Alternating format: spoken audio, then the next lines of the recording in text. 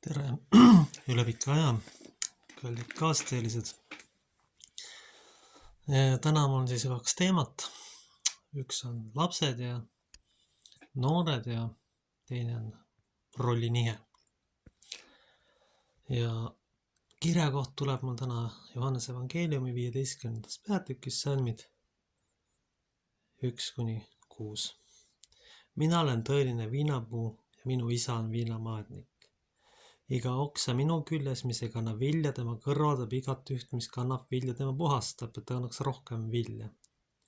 Teie olete juba puhtad selle sõna pärast, mis mina teile olen rääkinud. Jääge minusse ja mina jään teisse. Nagu oks ei või vilja kanda iseenesest. Kui ta ei jää viinapuu külge, nõnda ka teie, kui te ei jää minusse. Mina olen viinapuu, teie olete oksad. Kes jääb minusse ja mina temasse, see kannab palju vilja, sest ilma minuta ei või te midagi. Kui keegi jää minusse, siis ta heidetakse välja nagu viinapooks ning ta kuivab ära.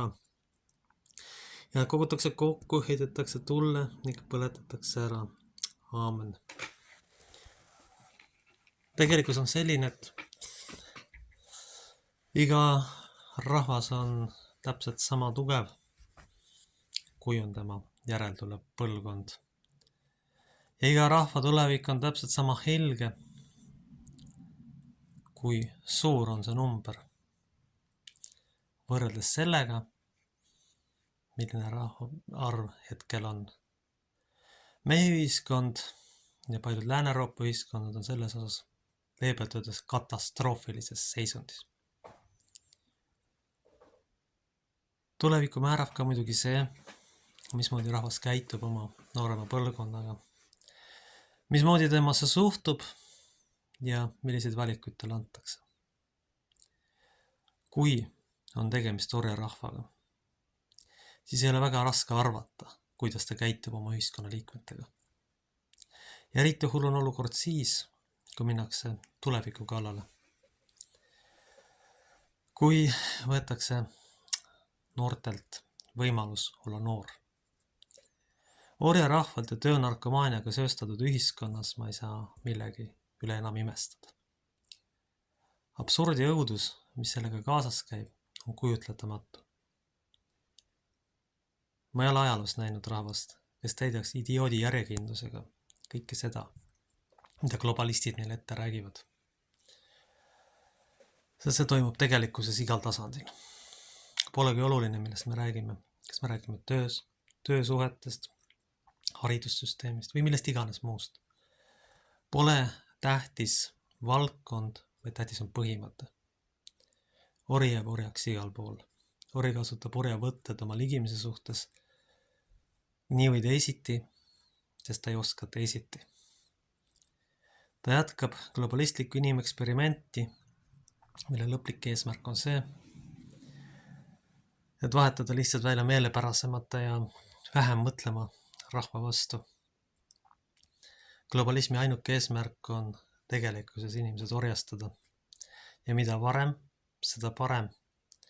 Muutes tegelikult pikas perspektiivis kogu ühiskonna puhtalt koonduslaagriks. See on globalismi tegelik eesmärk. Kõik need tasuta tööd, kõik need alamaksimised, kõik need metsikud kõrged maksud, need räägivad ainult ühest.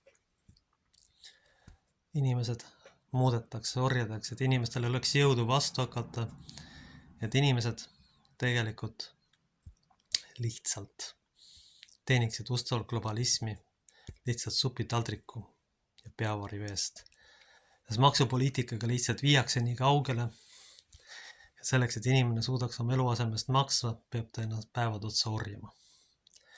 Ja järgmine loogiline käik globalistlikus süsteemis on, et kogu ühiskond, kogu spekter selliseks muuta. Sest kui me tahame endale kuulekaid orjasid, tuleb seda alustada võimalikult varakult. See on loogiline, läbinähtav ja arusaadav. Ja see saa kuidagi olla, et üks osa süsteemist on inimlik ja teine osa seda ei ole. Eelnevalt muidugi, esimene staadium on rollide äravõtmine.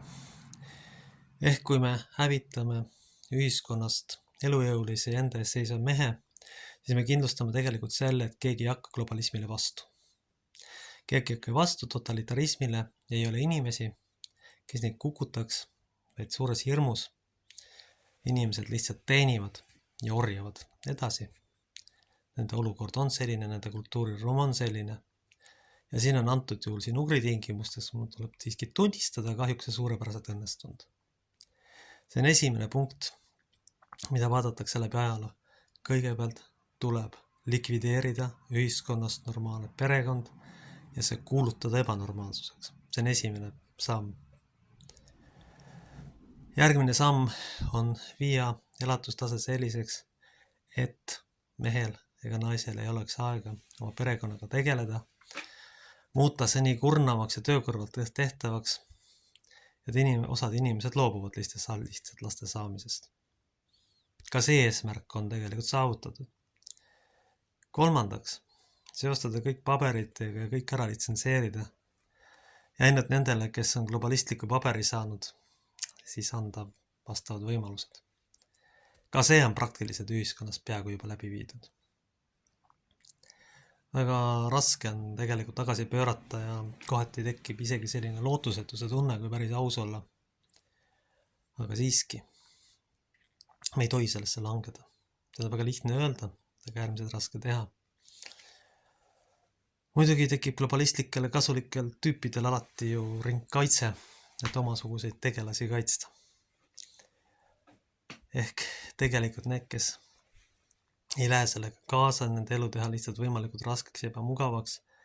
Et ka sealt omakorda tuleks võimalikult vähest populatsiooni, aga kõigile lisaks kasutatakse ka meediamanipulatsiooni sellena, et kui sul pole neid ja neid asju, siis sa ei ole inimene. Ehk see on tegelikult kõik puhas säästuglobalism, mis ühiskonda hävitab ja likvideerib. Ja siis viiakse läbi kõikvõimalikud totrusi, millest me isegi ette ei kujuta. Põhimõtteliselt võib mida iganes maksutada. Ma ei hakka nendele ideid andma, aga mida iganes võib maksutada. Kõike maksustada, absoluutselt. Selles ei ole üldse kahtlust. See on äärmiselt kahetsusväärne ja jube olukord, kui ühiskond tegelikult jõudnud on. Orjastamine käib juba igal tasandil.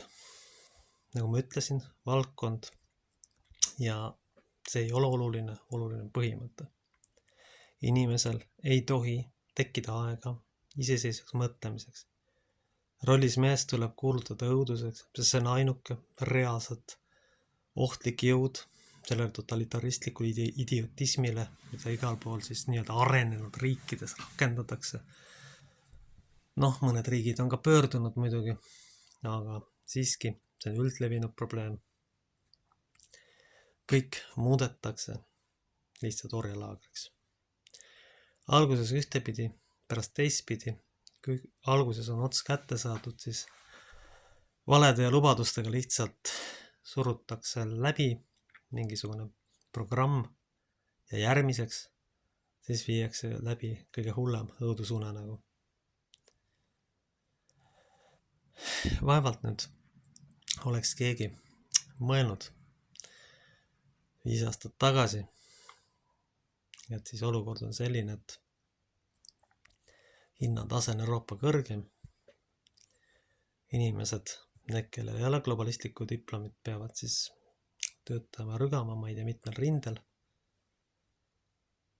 Kas me sellist ühiskonda tahtsime? Kindlasti seda ei tahtnud. Ja see on täiesti välistatud. Aga lihtsalt pikaaegse meediamanipulatsiooni tulemusena ongi jõudnud selliste nii-öelda suurepäraste tulemuseni, kus me praegu siis oleme. Olematu iive,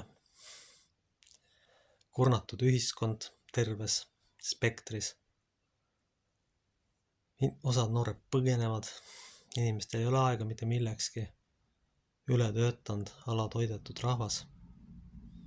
Kas me seda oleme tahtnud? On inimesi, kes seda ei näe, sest lõppkokkuvõttes praeguse poliitika jätkudes võib mõne aasta jooksul siia nälg saabuda.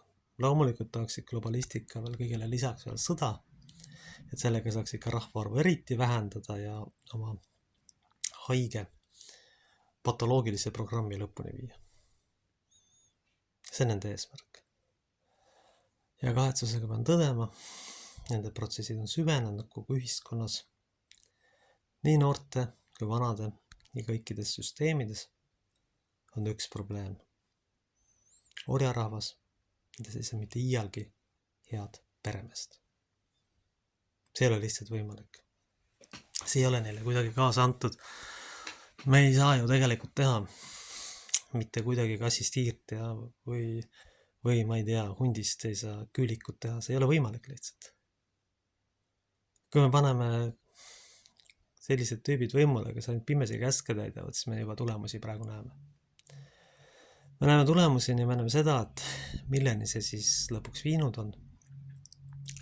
Ühiskond on tugevas ja metsikus kriisis. See just multfilmi tasemel levinud idiotism vaatab igast viletsuse otsusest vastu.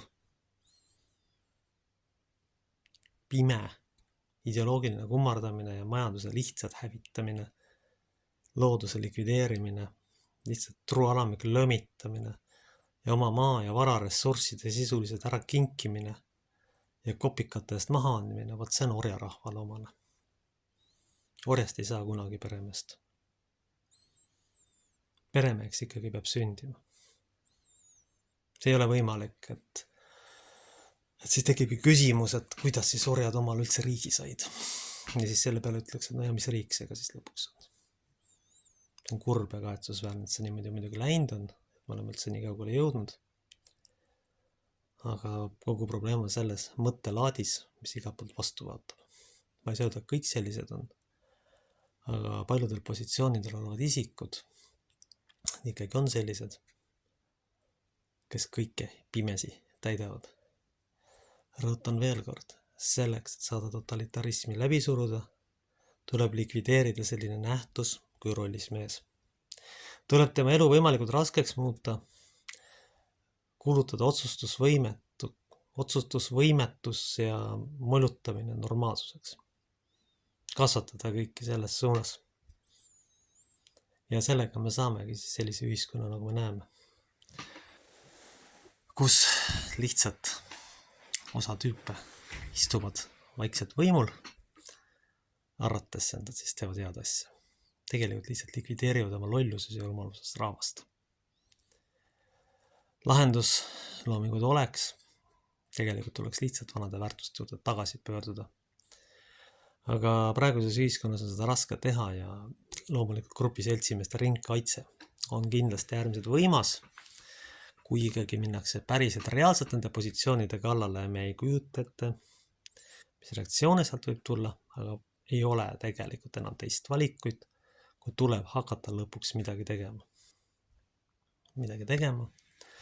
Ja alustaks selleks, et läheks kõigega kaasa. Ja läheks kõigega kaasa ja ei hakkaks täitma igasugust lollusi, mida säästutüübid kuskil Brüsselist välja mõtlevad. Võiks hakata ükskord ka oma peaga mõtelda, enne kui pole hilja ja pole paljaks varastatud ja inimesed lõpus kuskil koopas ei istu säästutuulikute all. Ka see on globalisti unistus. Säästutuulikute all kuskil koopas istuda. Et inimesed lihtsalt ei mäletaks enam, milline elu oli kunagi varem, et siis ilmselt sõdadega ajalooline mälu hävitada. Ka see on tegelikult selle agenda osa. Ja siis kultiveerida seda niimoodi, et see, mis ei vasta agendale, on siis ebateadus. Kui ma nüüd teile päris ausalt välja ütlen, me tegelikult ei tea lõpuni ajaloolist tõde. Me ei tea ka seda, kui mitu korda on seda ajaloos väänatud, sest laused võitjad kirjutavad ajalugu. Ja siis ütleks otse julmalt välja, see, kes jõudis teist rohkem maha lüüa, on inimkonna kontekstis võitja. Ja rohkem ega vähem. Ja sellises situatsioonis on kõik ühiskonnagrupid kannatanud. Kõik. Eranditult. Selles ei ole üldse mingit küsimust. Selles ei ole mingit küsimust ja me peame nüüd arvesse võtma seda, milleni see lõpuks viib. Meil tuleb hakata otsustama, meil tuleb hakata tegutsema ja meil tuleb hakata noortest seisma. Mitte nad lükata globalistlikuse orjusesse juba varakult. Andku Jumal meile selleks tarkust. Aamen. Ja kuula, kui ma palun kõik sinu õpetatud sõnadega sinu kätte. Meie isa, kes oled taevas, pühitsetud olgu sinu nimi, sinu riik tulgu, sinu tahtmine sündigu nagu taevas, nõnda ka maa peal. Meie igapäevast leiba anna meile tänapäev ja anna meile andeks meie võlad, nagu meiegi andeks anname oma võlglastele. Ja ära saada meid kiusatusse, vaid päästa meid ära kurjast, sest sinu päralt on riik, vägi ja au igavesti. Aamen. Kaitsku, hoidku meid püha kolmanus Jumal. Aamen.